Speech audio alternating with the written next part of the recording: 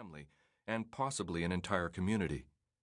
The following is suggested and may be modified as appropriate. Death cases. The Commandant of the Marine Corps has entrusted me to express his deep regret that your relationship, John, died/was killed in action in place of incident, city/state or country, on date, state the circumstances. The Commandant extends his deepest sympathy to you and your family in your loss. The Major never liked scripts.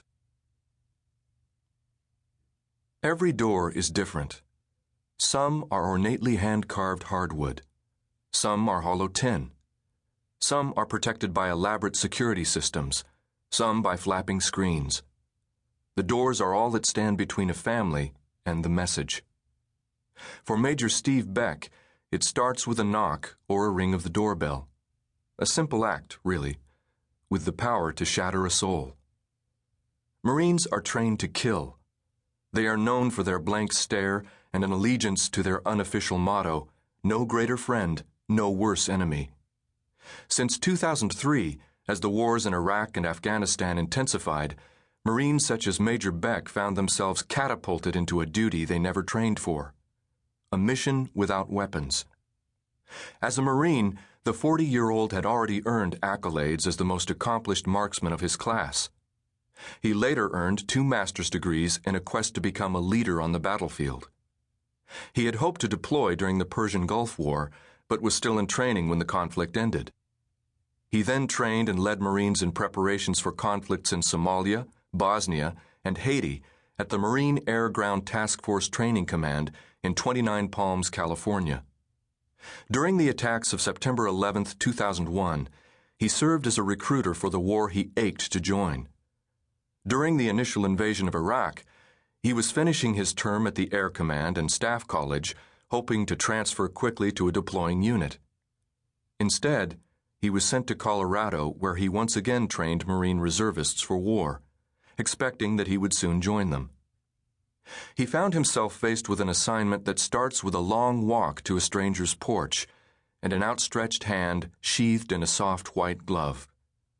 It continues with a promise steeped in the history of the Corps that most people associate only with the battlefield. Never leave a Marine behind. In combat, men have taken bullets while retrieving their comrades' bodies, knowing that the dead Marine would have done the same for them. It is a tradition instilled in boot camp where Marines are ingrained with 230 years of history and the sacrifices of tens of thousands of lives. For Major Beck and thousands of men and women throughout the world tasked with notification duty, it is a promise that holds long after the dead return home. Ask a Marine. Even the grunts on the front lines say they would rather be in the danger zone in Iraq than have to stand on that porch. From the beginning, Major Beck decided if he was going to have to do it, he would do it his way, the way he would want it done if he were the one in the casket. Over the next 2 years, and through several notifications, Beck made a point of learning each dead Marine's name and nickname. He touched the toys they grew up with and read the letters they wrote home. He held grieving mothers in long embraces, absorbing their muffled cries into the dark blue shoulder of his uniform. Sometimes he returned home to his own family and cried in the dark. When he first donned the Marine uniform, Steve Beck had never heard the term Casualty Assistance Calls Officer. He certainly never expected to serve as one. As it turned out, it would become the most important mission of his life. As Veterans Day slid into another blank date on the calendar, the Marines drove through the snowy streets of the Laramie neighborhood. The house found them first, beckoning with the brightest porch lights and biggest address numbers on the block. Inside the SUV, the Major played out scenarios with his gunnery sergeant as if they were headed into battle. What if the parents aren't home? What if they become aggressive? What if they break down?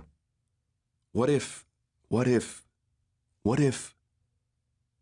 The Major pulled to the curb and cut his headlights. He looked at the gunnery sergeant. Then the 2 men climbed out of the truck, walked on the untouched powder, and heard the soft snow crunch. From then on,